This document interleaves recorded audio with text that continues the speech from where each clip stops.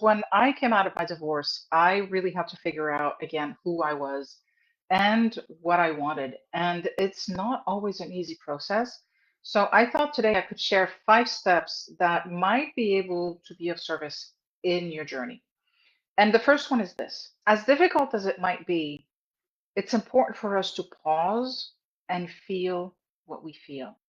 We often have the reflex to not want to feel the feelings and the emotions that we're feeling because they're not comfortable, because it's hurtful. We tend to kind of gravitate to either getting so busy that we don't have time, or we dive into work and we just completely go full bore on work so that we can kind of avoid all of the feelings. But one of the most important things that we can do is actually give space to those feelings and give room to that hurt and to the emotions that we're feeling, because by going through it is how we actually allow them ourselves to basically release them. The second thing is to really reconnect with who you are inside.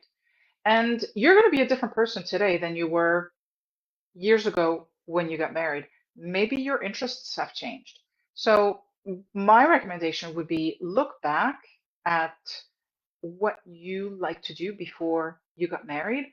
Are those things still present in your life? And if they're not, maybe now's a good time to start again or to try them out again, because only through trial and error are you going to start to see a picture of who you want to be moving forward. And it may be that all of the interests that you used to have are actually not part of your future, but you're not really going to know that until you actually start kind of walking through taking those steps.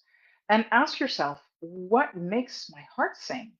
When do I really feel like I come to life?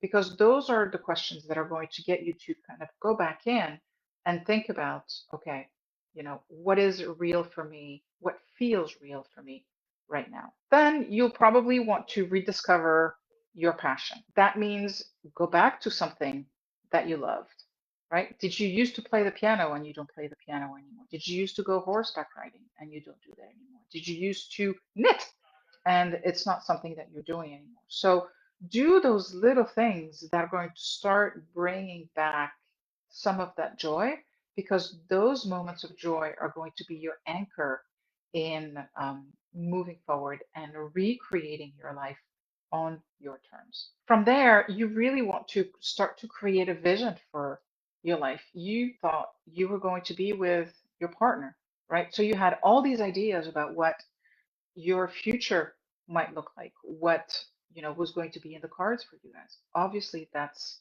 now gone. So, what do you want that future to be?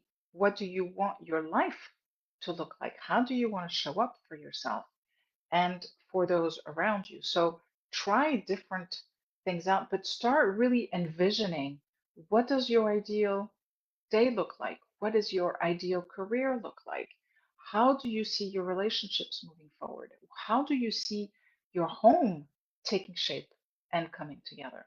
So that's going to help you to start to see, okay, this is what the future could hold for me. And then the last step is, don't just dream about it, but actually start taking steps. And they don't have to be huge steps. We're not, doing the splits here.